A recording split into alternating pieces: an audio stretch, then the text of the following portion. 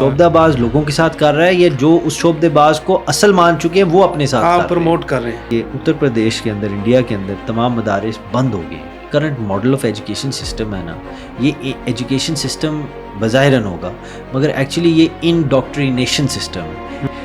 ان مدرسوں کے بچوں کو اگر ان کی تربیت اچھی ہوئی ہو، ان کو نکال کے اسکول میں ڈالیں تو اسکول ان کو کچھ نہیں کر سکے گا، یہ اسکول کو ٹھیک کر دے گا. بالکل ہوا میں اڑنے والا نہیں، آج کل یہ ٹھیک ہے، وہ والا نہیں، اس کی نہیں میں بات کروں. وہ تو داتا صاحب نے 10ویں صدی میں بھی آپ نے فرمایا کہ یہ شارلٹنز، یہ 2 نمبری سارے ان سے بچو. ایک حافظ پڑھ رہا تھا تو اوپر انہوں نے ٹائٹل لگایا ہوا تھا F17 حافظ صاحب. میری جھاڑ کی کہ تجھے نماز پڑھنے نہیں آتی، تو اپنا قد دیکھ، اپنی عمر دیکھ. اب اس بات میں وہ غلط نہیں ہے. بسم اللہ الرحمن الرحیم. السلام علیکم ورحمۃ اللہ وبرکاتہ. جی وعلیکم السلام. I hope you are doing well. الحمدللہ جی.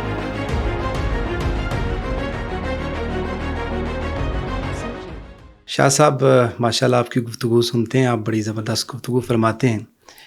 ایک شخص کا بڑا عجیب و غریب سوال ہے کہ کیا ہم اللہ سے بات کر سکتے ہیں؟ یہ آئی تھنک ایک نیچرل سا سوال ہے، اور یہ وہی بندہ پوچھتا ہے جو اس چیز کو ریکگنائز کر گیا ہو کہ اللہ ہے. آج تو ایک ایسے اندھیرے دور میں رہ رہے ہیں، اور آئی تھنک ہماری یوتھ، ہمارے نوجوان جو ہیں اس چیز کا انکریزنگلی شکار ہو رہے ہیں.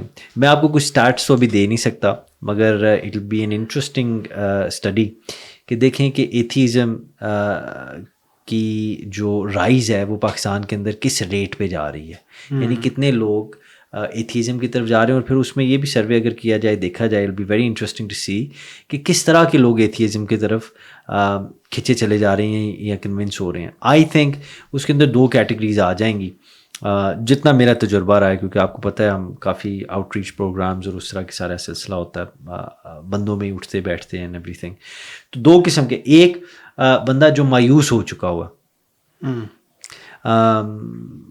اپنے پاکستان کے اندر ایک ہودج پوج، ایک کھچڑی سی بنی ہوئی ہے، تو مذہبی حالات کی وجہ سے اس کے ذہن کے اندر کوئی انتشار آ گیا ہوا ہے، تو وہ ایک قسم کا نا اس چیز سے ڈس الوژنڈ ہو کے میں بھی وہ اس سائڈ پہ جا رہا ہے. دوسرا وہ بندہ جو باہر کے ملکوں سے، دوسری تہذیب سے، مغربی تہذیب سے موسٹلی، اولدو وہ ویسے ہیں تو کرسچین ہی، مگر ان کے اندر کرسچین عیسائیت والی بات کوئی نہیں ہے، دیر واز سیکولر کنٹریز. تو اس طرز زندگی سے اتنا متاثر ہو گیا کہ جو اس کے پاس خزانہ ہے ایمان کا، جو نسل در نسل اس تک پہنچا ہے، اس نے اس کو بالکل ریجیکٹ کر دیا. تو وہ تو میرے حساب میں یہی 2 کیٹیگریز ہو سکتی ہیں. But coming back to your question, آپ کا سوال یہ ہے کہ جی بات اللہ تعالیٰ کے حوالے سے، تو وہ یہی ہے جامی صاحب کہ اللہ تعالیٰ سے بات کرنا ہی وہ چاہے گا جس نے سب سے پہلے اس چیز کو، اس حقیقت کو تسلیم کر لیا کہ اللہ ہے. اچھا، پہلے ماننا ضروری ہے کہ وہ اللہ، ادروائز کس سے بات کرنے کی بات کر رہا. ٹھیک ہے، تو یہ سوال حضرت علی کرم اللہ وجہ الکریم سے کسی نے پوچھا، تو حضرت علی کرم اللہ وجہ الکریم نے، آپ نے فرمایا کہ جب میں چاہتا ہوں کہ میں اللہ سے بات کروں تو میں نماز پڑھتا ہوں، اور جب میں چاہتا ہوں کہ میرا اللہ اب مجھ سے بات کرے تو میں قرآن پڑھتا ہوں. ٹھیک ہے، اب یہاں تک تو بات بڑی زبردست ہے. اینڈ آئی تھنک وہ جو سوال ہے کہ جی اللہ سے بات کرنا چاہتے ہیں کیسے کریں یا ہو سکتی ہے، تو اس کا تو جواب یہ آ گیا. پر اگر تھوڑا سا اس کے اندر جائیں تو یہاں یہ سوال ضرور پیدا ہوتا کہ اللہ سے بات کرنا کا سوال نہیں ہے، اللہ سے بات کرتے ہوئے وہ جو فیلنگ آتی ہے، وہ محسوس کرنا چاہتے ہیں، وہ کیسے محسوس کریں، یا وہ کیسے آئے، یا وہ کیسی ہوتی ہے. اس حوالے سے میرا اشارہ اسی طرف ہوگا، اور اس کے اوپر کافی ہم نے کام بھی کیا ہے، اسپریچول ہارٹ ڈیزیز کے حوالے سے، روحانی دل کے امراض کے حوالے سے، ہمارے دل کو زنگ لگنے کے حوالے سے، جو دنیا کے اندر رہ کے دنیا کے کاموں میں مثلا اتنی حد تک جذب ہو کے وہ ایک زنگ چڑھ جاتا ہے، ایک لیئر چڑھ جاتی ہے دل کے اوپر، جو دل کو پھر پینیٹریٹ نہیں کرتی. اور دل کو پینیٹریٹ کرنا بھی کیوں ضروری ہے، دل کے اوپر زنگ کیوں نہیں ہونا چاہیے، دل کو صاف ہونا کیوں ضروری ہے، اس کی آج میں آپ کو وجہ بتا دیتا ہوں. اس کی وجہ یہ ہے کہ اللہ تعالیٰ نے انسان کی جب تخلیق فرمائی ہے تو نیچرل ڈسپوزیشن جو انسان کی ہے، جو اس کی فطرت جس کو ہم کہتے ہیں ہیومن نیچر جو ہے، وہ اللہ تعالیٰ نے بندے کی پاک رکھی، اچھی رکھی، صاف رکھی ہے. جب بچہ وہ دنیا میں آتا ہے تو وہ ایک پاک فطرت کے ساتھ آتا ہے، اس کا ماحول، اس کی نرشمنٹ، اس کے نرچر اس کو ڈٹرمن کرتا ہے کہ وہ اچھائی کی طرف رہے یا برائی کی طرف چلا جائے.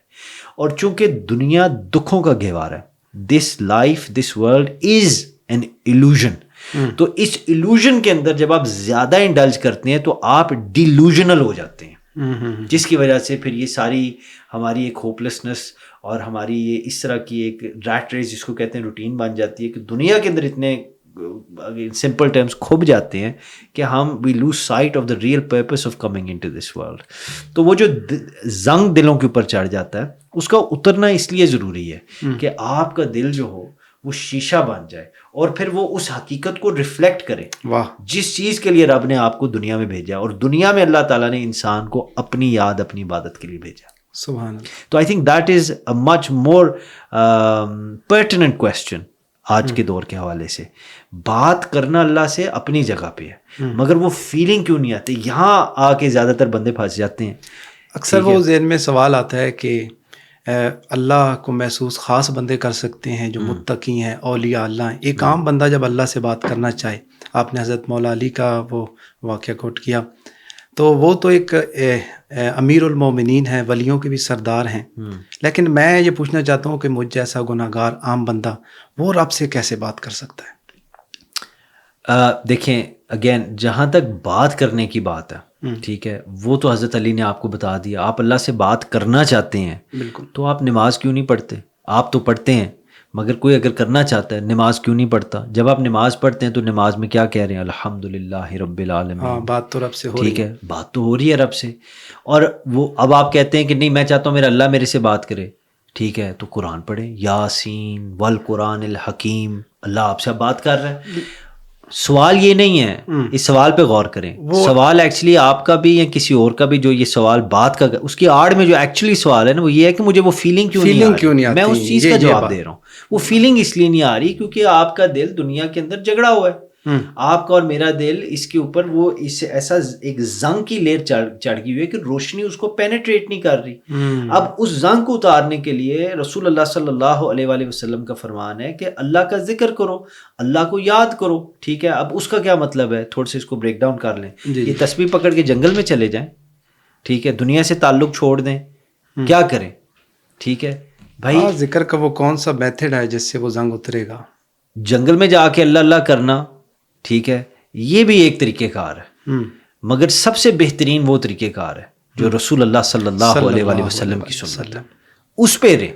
جنگل میں جن اللہ کے ولیوں نے, اللہ کے نیک بندوں نے جا کے عبادت کی ہے, وہ اس وجہ سے نہیں کی کہ اللہ جنگل میں ملتا ہے. بابا بلے شاہ صاحب کا معذرت کے ساتھ مجھے اب زبانی یاد نہیں شاید آپ کو کہ جے رب ملدا ناتیاں توتیاں تے لبدا, مجھے یاد نہیں ہے, ٹھیک ہے, ڈڈوان ہو یا اس طرح بات ہے. تو اس کے پیچھے آپ مطلب سمجھیں نا, مطلب تو ایکچولی یہ ہے کہ اللہ جنگل میں نہیں ہے, ٹھیک ہے, اور اس کا یہ بھی مطلب نہیں کہ وہ جنگل میں مل نہیں سکتا.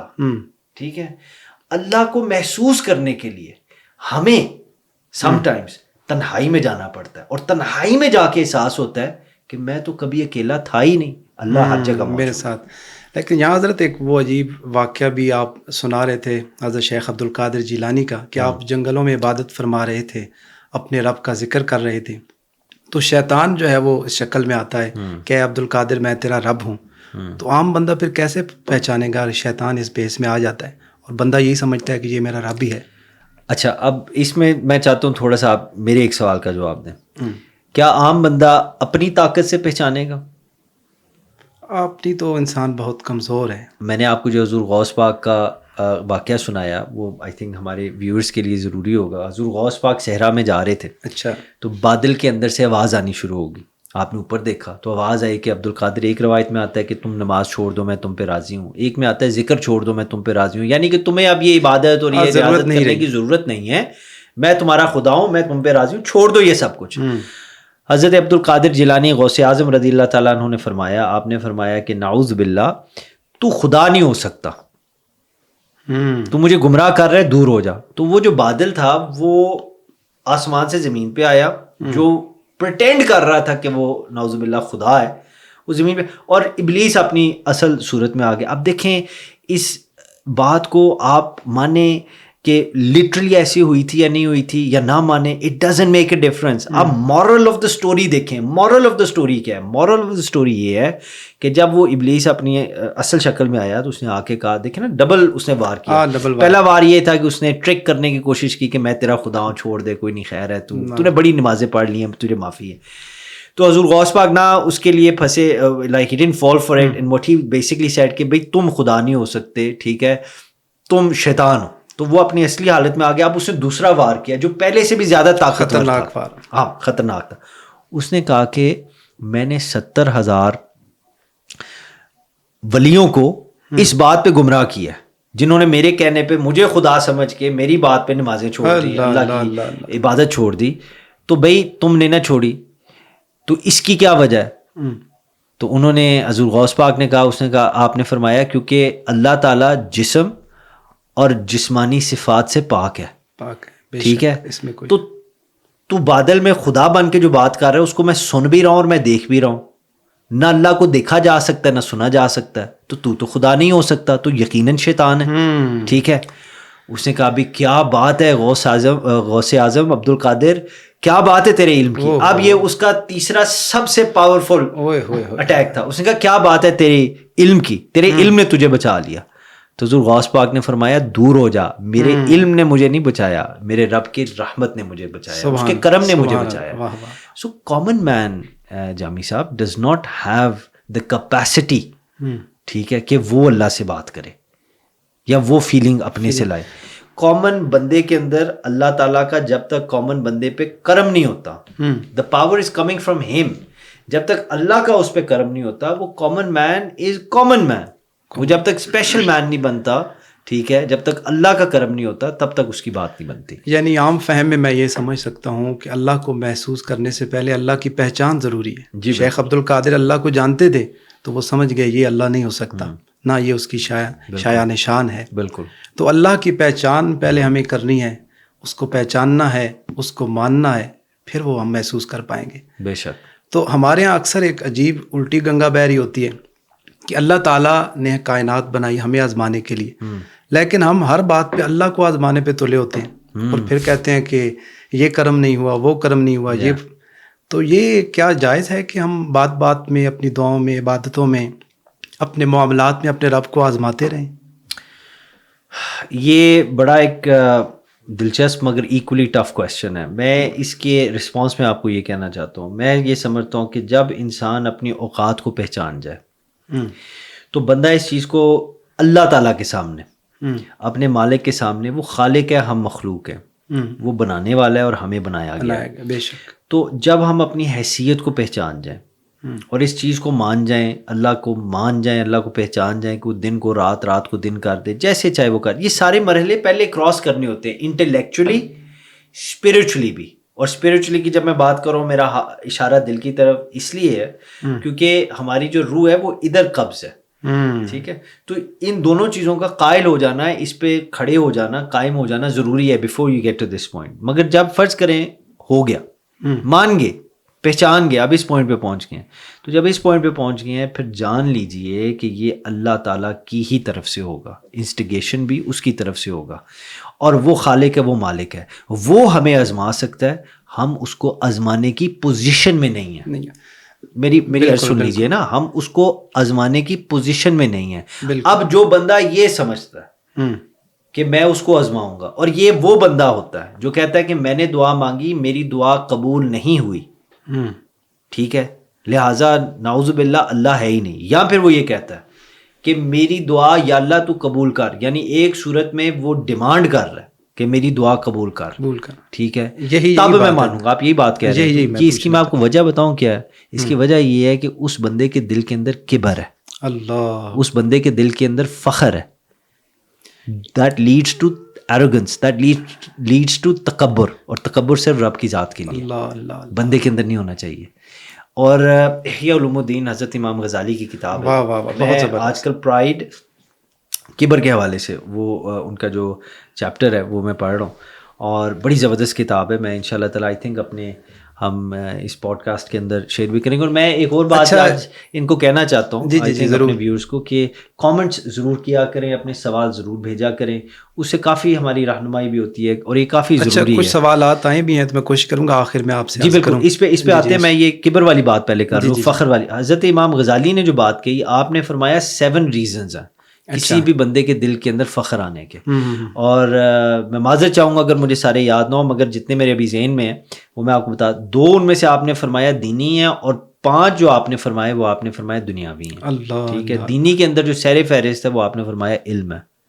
اچھا, علم. جی جی جی, اسی لیے حضور کے حدیث ہے نا, سب سے پہلے قیامت والے دن جن لوگوں کو پوچھا جائے گا اور جن لوگوں کو سب سے سخت سزا ملے گی وہ علماء ہوں گے. اور ہمارے یہاں تو سکولوں پہ دیواروں پہ جگہ جگہ لکھا ہوتا ہے علم روشنی ہے, علم روشنی ہے. نہیں, علم روشنی ہے, اس میں کوئی شک نہیں. ٹھیک ہے, مگر یہاں علم کی بات نہیں ہو رہی, ادھر عالم کی بات ہو رہی ہے کہ وہ اس علم کا استعمال کس طرح کر رہا ہے. اچھا, اس علم کی وجہ سے اگر اس کے اندر فخر آ گیا, اور فخر کیا شکل کیا ہے اس فخر کی؟ فخر کی سمپل شکل یہ ہے, اگر آپ اس کو ویژولائز کرنا چاہتے ہیں, کہ میں اپنے علم کی بنیاد پہ آپ کو اپنے آپ سے بدتر یا کمتر سمجھتا ہوں. اللہ اللہ اللہ. تو یہ میرے اندر میرے علم کی وجہ سے یہ تو پھر غرور ہو گیا. اٹ لیڈز آن ٹو غرور. ٹھیک ہے. دوسری وجہ حضرت امام غزالی نے فرمائی کہ وہ آپ کے ایکشنز ہیں, آپ کی عبادت ہے.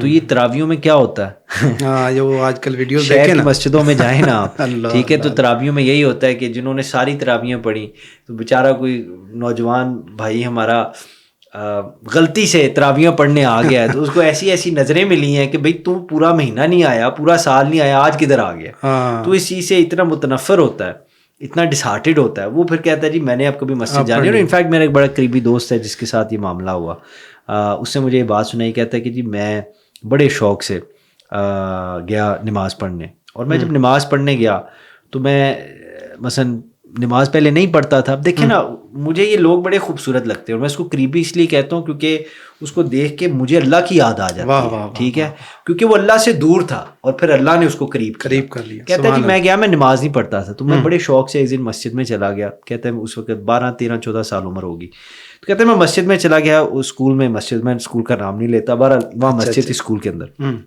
میں چلا گیا, میں نماز پڑھنے گیا.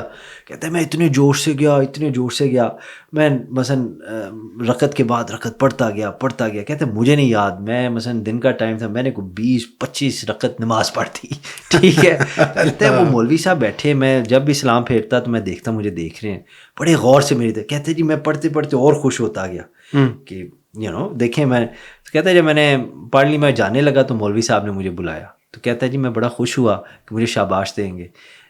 کہتا ہے جب مجھے انہوں نے بلایا تو بلا کے مجھے اتنا جھڑکا, اتنی میری جھاڑ کی کہ تجھے نماز پڑھنے نہیں آتی, تو اپنا قد دیکھ, اپنی عمر دیکھ. اب اس بات میں وہ غلط نہیں ہے, میں یہ بات کہنا چاہتا ہوں, یہ ان کی ذمہ داری, انہوں نے اپنی ذمہ داری نبھائی. ٹھیک ہے, مگر کاش رسول اللہ کی طرح صلی اللہ علیہ وسلم, حضور پاک صلی اللہ علیہ وسلم نے جو شفقت کا درس دیا ہے. حضرت امام حسن اور حسین بیٹھے وضو کر رہے تھے, ایک بزرگ ساتھ آئے, انہوں نے وضو غلط کیا, یعنی کہ تھوڑی بہت بڑا زبردست واقعہ. تو دونوں بھائیوں نے سوچا کہ اب ان کو کیسے سمجھایا جائے. تو حضرت امام حسین نے غالباً حضرت امام حسن سے پوچھا کہ بھئی یہ وضو میں ٹھیک کر رہا ہوں, مجھے ذرا کر کے دکھائیے. بزرگ پاس, وہ بندہ پاس ہی بیٹھا ہے. تو جب آپ نے صحیح طرح کر کے دکھایا تو جو غلط کر رہا تھا اس کو بھی احساس ہو گیا کہ میں غلط کر رہا تھا, مگر اس کو جتلایا نہیں کہ تم غلط کر رہے. اللہ اللہ. تو مولوی صاحب نے, اپنی امام صاحب نے ذمہ داری نبھائی, اور اس میں 100% ٹھیک ہیں.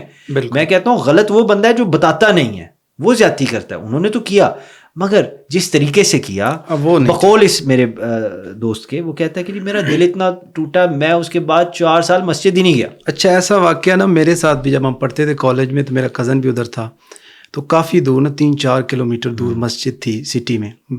تو وہاں وہ قاری صاحب بڑی خوبصورت آواز میں تلاوت کرتے تھے رمضان میں. آج کل تو آپ دیکھتے ہیں کہ ہمارے فیس بک کے پچھلے دنوں میں ایک حافظ پڑھ رہا تھا, تو اوپر انہوں نے ٹائٹل لگایا ہوا تھا F17 حافظ صاحب. یہ حالت بنی.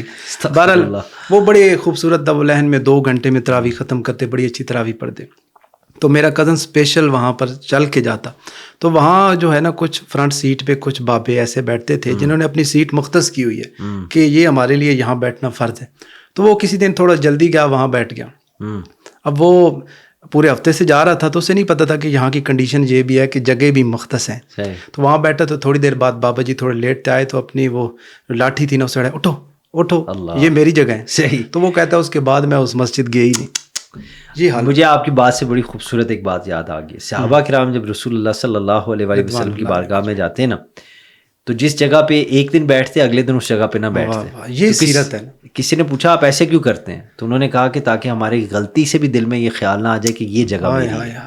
یہ چیزیں ہمارے مذہبی ماحول سے ختم ہو گئی. مگر یہ کیوں، اس کی وجہ کیا ہے جو میں پہلے عرض کر رہا تھا. احیاء علوم الدین کے اندر امام غزالی فرماتے ہیں کہ وہ جو دو وجوہات، ایک اپنے علم کی وجہ سے فخر آ جائے، اور دوسرا آپ کے ایکشنز کی وجہ سے، عمل کی وجہ سے فخر آ جائے. اور اس کے علاوہ پھر جو دنیاوی ہیں اس کے اندر آپ کی دولت، آپ کی طاقت، آپ کا حسن، آپ کی برادری یعنی نسب وغیرہ جو چیزیں ہیں، اور اس کے ساتھ جو آخری ایک اور ہے وہ آپ کے فالوورز.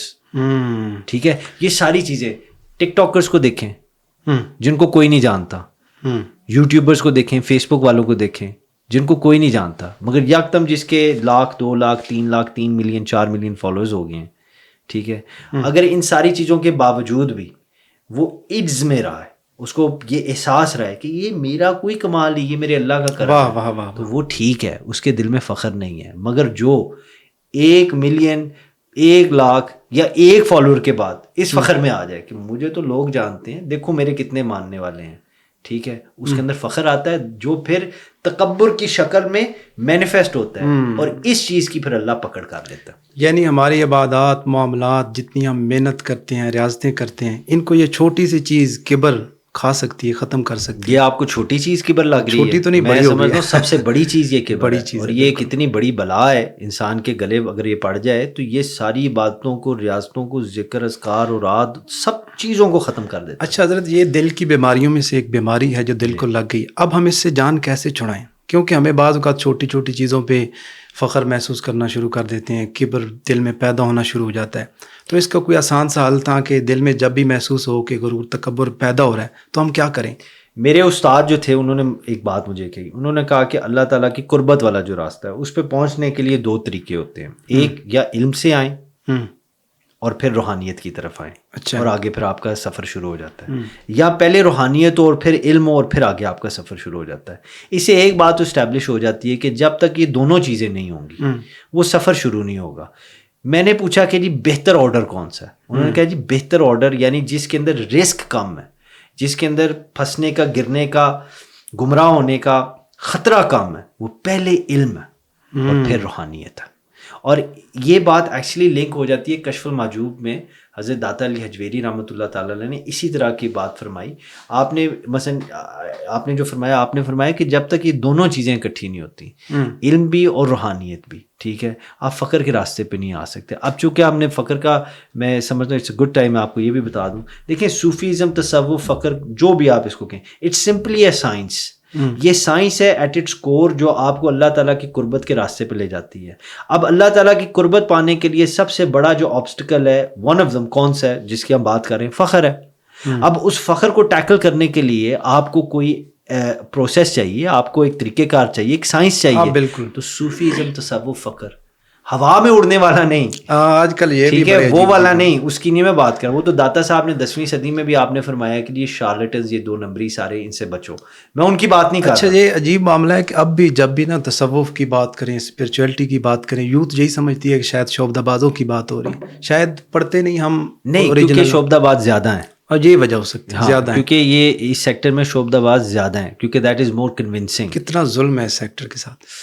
I mean آپ یہ کہہ سکتے ہیں، مگر ظلم کون کس کے ساتھ کر رہا ہے؟ شعبدہ باز لوگوں کے ساتھ کر رہا ہے، یا جو اس شعبدہ باز کو اصل مان چکے ہیں وہ اپنے ساتھ پروموٹ کر رہے ہیں؟ کیونکہ دیکھیں میں تو سمجھتا ہوں کہ اگر آپ ایک چیز کی ڈیمانڈ نہیں کرتے، اگر وہ بری چیز ہے، مثال کے طور پہ سعودی عرب کے اندر اب کانسرٹس ہو رہے ہیں، ریاض کے اندر کانسرٹس ہو رہے ہیں، ٹھیک ہے جی، میوزک کانسرٹس ہو رہے ہیں، بالکل بالکل. اور یہ ابھی ریسنٹلی سعودی عرب کے اندر شراب کی دکان کھولی گئی، بالکل دیکھ رہے ہیں. شراب پینے والے ختم ہو جائیں تو شراب کی دکان کو کیا کرنا؟ بالکل بالکل. جس نے کھولی اس کو بعد میں پکڑے نا، پہلے یہ تو پوچھیں اس کی ڈیمانڈ کون کر رہا ہے، ٹھیک ہے.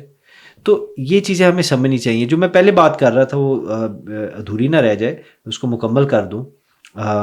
ابھی کچھ دیر پہلے میں اب اسی سے بات ہو رہی تھی جہاں میرے ذہن میں ایک اور بات آ رہی تھی. تو اکثر لوگ پوچھتے ہیں جی شعبدہ باز کیوں ہیں؟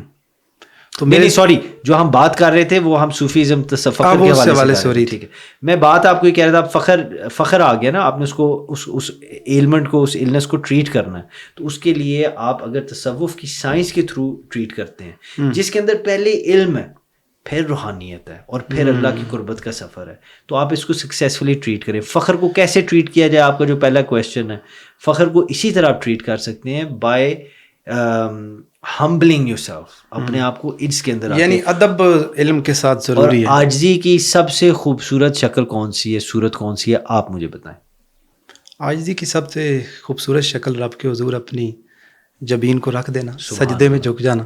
ٹھیک ہے، قرب بھی ہے. تو آپ کے سوال کا یہ جواب ہے، اور اس کی شروعات اگر آپ کہتے ہیں نا فخر کو، اگر آ گیا فخر، میں نے آپ کو نشانیاں بتا دی ہیں، تو اس کی شروعات کے لیے سب سے پہلے سر کو سجدے میں رکھیں.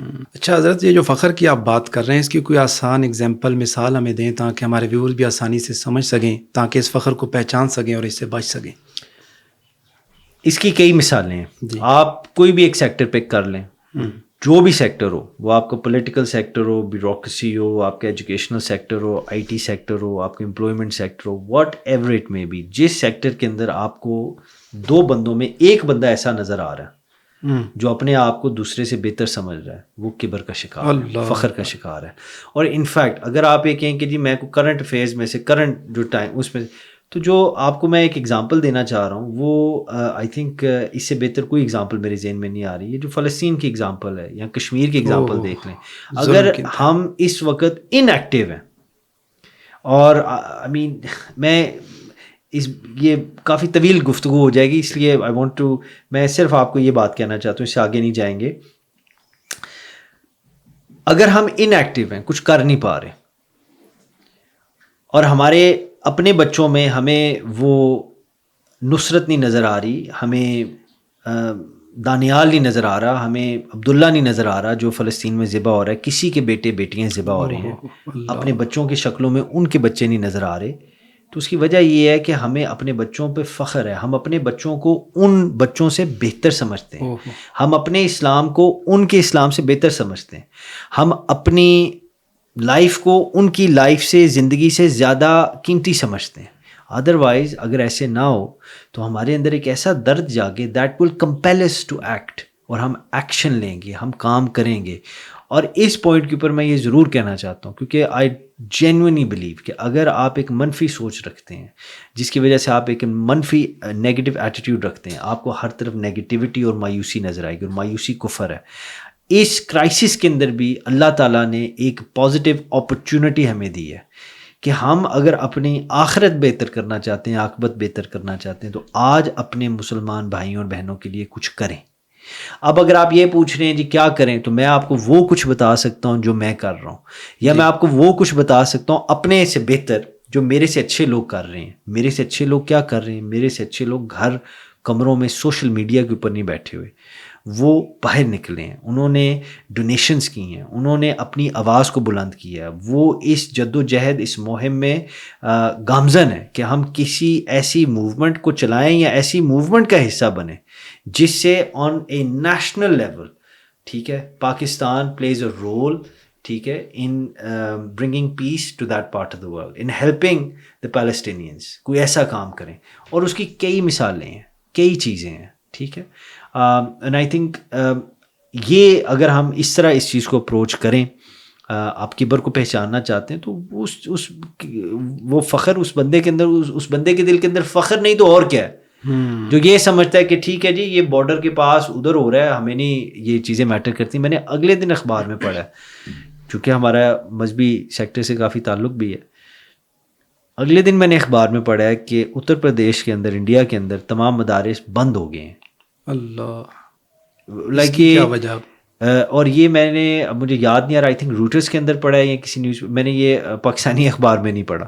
ہمارے ہاں تو اس کا ذکر بھی نہیں ہوا، ٹھیک ہے، کہ یہ وہ ادھر بالکل کلیمپ ڈاؤن کر رہے ہیں. اس کی وجہ یہ ہے، اگین یہ ایک ڈفرینٹ ڈسکشن ہو جائے گی، مگر میں اس پہ صرف اتنا کہوں گا، اس کی وجہ یہ ہے کہ جو ہمارا current model of education system ہے نا، یہ ایجوکیشن سسٹم بظاہراً ہوگا مگر ایکچولی یہ انڈاکٹرینیشن سسٹم ہے. اس کے اندر بچوں کے کنڈیشننگ مینٹل کی جاتی ہے کہ ان کو حکم ماننے کی عادت پڑ جائے. تو جب آپ مدرسوں میں سے نکال کے بچے ادھر کر رہے ہیں تو آپ ان کا ایک پورا گریڈینٹ چینج کر رہے ہیں کہ یہ بچے نہ اللہ کا سنیں نہ اللہ کا سوچیں نہ یہ مذہب کی سائڈ پہ جائیں, یہ بالکل اس طرف سیکولر سائڈ پہ آئیں جو ان چیزوں سے اللہ اور روحانیت اور مذہب سے یہ دین سے ڈیورس ہیں چیزیں اس طرف. تو ایکچولی آپ انڈوکٹرینیٹ کر رہے ہیں. ان مدرسوں کے بچوں کو اگر ان کی تربیت اچھی ہوئی ہو, ان کو نکال کے اسکول میں ڈالیں تو اسکول ان کو کچھ نہیں کر سکے گا, یہ اسکول کو ٹھیک کر دیں گے. تو آئی تھنک اس کے اندر یہ بھی ایک پازیٹیو رول اپرچونیٹی ہمیں مل رہی ہے کہ ہمیں اپنے مدارس کے معیار کو اسٹینڈرڈ کو بہتر کرنا چاہیے. ہمارے پاس بڑا زبردست یہ سلیبس ہے درس نظامی, ہمارے پاس بڑا زبردست ایک ایجوکیشن ماڈل ہے جو نظام الملک نے شروع کیا, پھر امام غزالی نے آگے بڑھایا, بڑا زبردست روبسٹ قسم کا.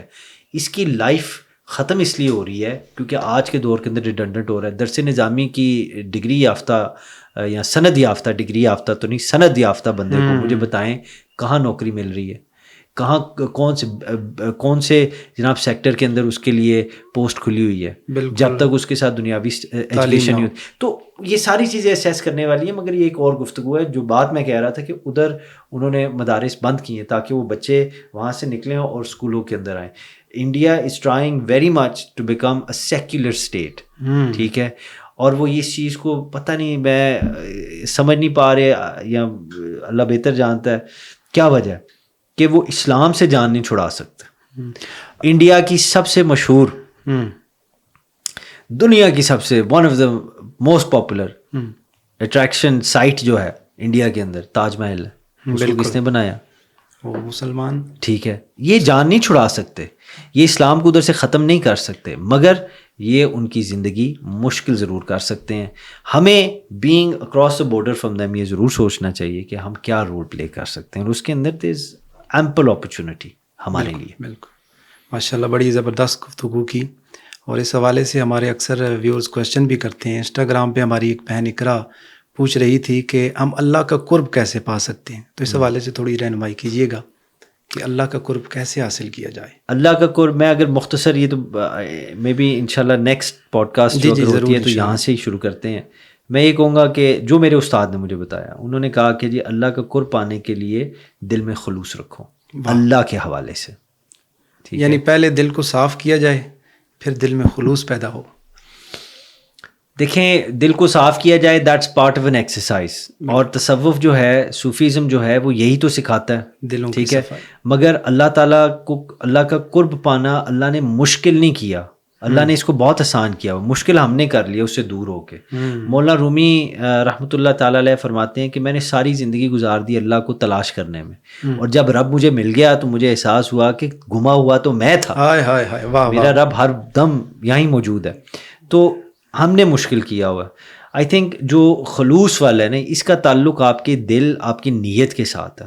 اور یہ ایک ایسی چپ ہے جو ہر انسان کے اندر اللہ تعالیٰ نے پیدائشی لگا دی ہوئی ہے. اچھا حضرت, بڑا وہ ایک اہم سا کوشچن میرے ذہن میں پیدا ہو گیا کہ اگر آپ لقمہ حلال نہیں کھاتے تو پھر آپ جتنا بھی کوشش کر لیں خلوص پیدا نہیں ہوگا. کیا اس میں حقیقت ہے؟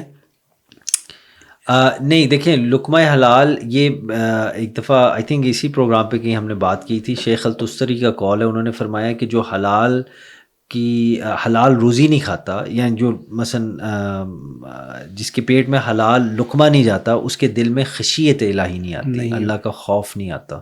سو I think in that sense آپ کہہ سکتے ہیں سنسیئرٹی, خلوص اللہ کے حوالے سے, ٹھیک ہے, وہ شاید اس دل میں نہ جائے جس دل کے ساتھ جڑا پیٹ حرام کے لقموں سے بھرا ہوا ہے.